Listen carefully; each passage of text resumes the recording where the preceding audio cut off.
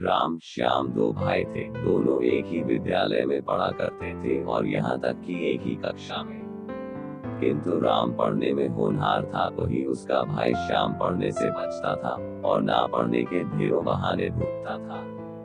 राम के दोस्त पढ़ने वाले थे और श्याम के दोस्त ना पढ़ने वाले और काम चोरी करने वाले थे।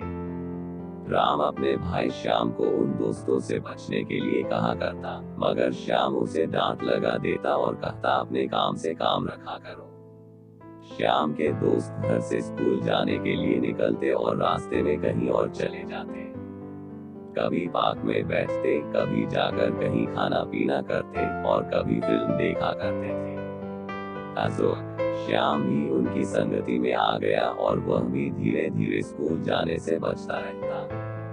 श्याम भी उन दोस्तों के साथ बाहर में खाना पीना और घूमना करता। राम उसके इस प्रकार की धोखाधड़ी से बहुत चिंतित था। श्याम से परीक्षा में फेल होने की बात भी कही, मगर श्याम ने नहीं माना। एक दिन की बात है, श्याम स्कूल जा रहा था। उसके दोस्त मिल गए और उन्होंने कहा, आज स्कूल नहीं जाना है। हम सभी अपने दोस्त हरि का जन्म दिवस मनाएंगे और बाहर खाना पीना करेंगे और खूब मजे करेंगे। पहले तो श्याम ने मना किया, किंतु दोस्तों के बार बार बोलने पर वह उनके साथ चला गया।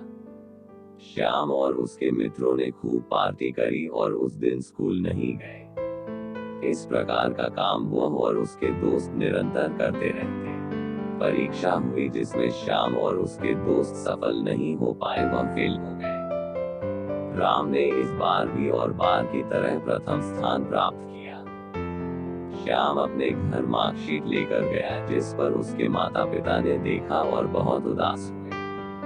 उन्हें उदासी हुई कि एक मेरा बेटा इतना अच्छा पढ़ने में है और दूसरा इतना नालायक। श्याम किसी भी विषय में पास नहीं हो पाया। श्याम के माता पिता को बहुत दुखी हुई। उन्होंने किसी से कुछ नहीं कहा, मगर अंदर ही अंदर वह बहुत दुखी होते रहे। उन्होंने सोचा कि अब मैं दूसरे लोगों को क्या बताऊंगा कि मेरा बेटा एक भी विषय में पास नहीं हो पाया। इस प्रकार माँ पिताजी को श्याम ने बहुत चिंतित व दुखी देखा, जिस पर उसे भी दुख हुआ।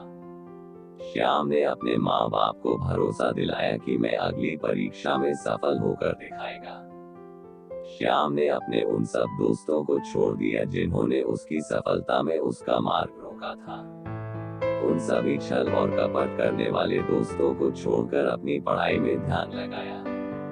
नतीजा ये हुआ कि साल भर की मेहनत से वह परीक्षा में सफल ही नहीं, अपितु विद्यालय में सर्वोच्च स्थान प्राप्त किया। इस पर उसके माता पिता को बहुत खुशी हुई है और अपने पुत्र श्याम को गले से लगाया, उन्हें शाबाशी दी। श्याम को पता चल गया था कि जैसी संगति मिलेगी वैसा ही परिणाम मिलेगा। नैतिक शिक्षा, जैसी संगति में रहते उससे वैसा ही गुण आता है। अर्थात अच्छी संगति का संगत करना चाहिए।